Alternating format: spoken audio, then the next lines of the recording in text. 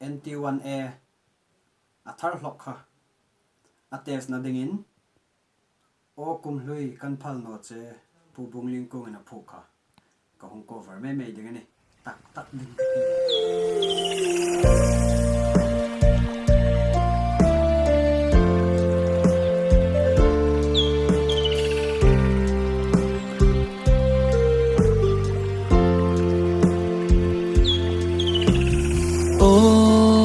KUMHLUI kan phal no che zamul pui ilim ding hi evil hun kan hang donin ngai kan ti emel thấy chẳng xin cần văn nghe ô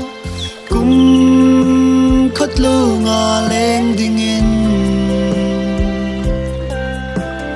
in tre nó thấy ấy đi xin nó in cần câu rui chê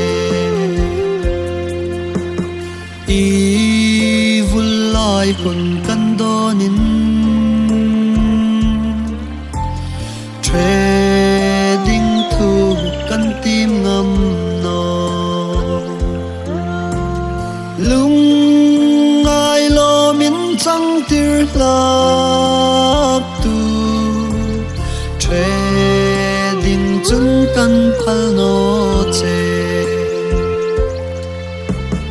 thấy chẳng xin cần văn nghe ô cùng khất lưu ngà lên đình in tre nó thấy ấy đi xin nó ngài in cần câu rui chê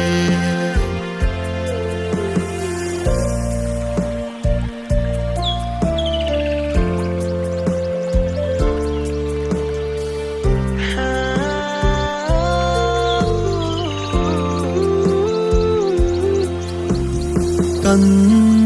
phal the no ti lain changel ding hi i sak ping pu nang chul ding chu pa mai kan ti emel thấy chẳng xin cần văn nghe ô cùng khất lưu ngà lên đình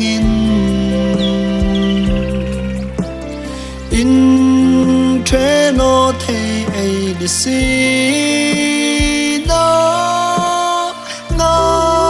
in cần câu rui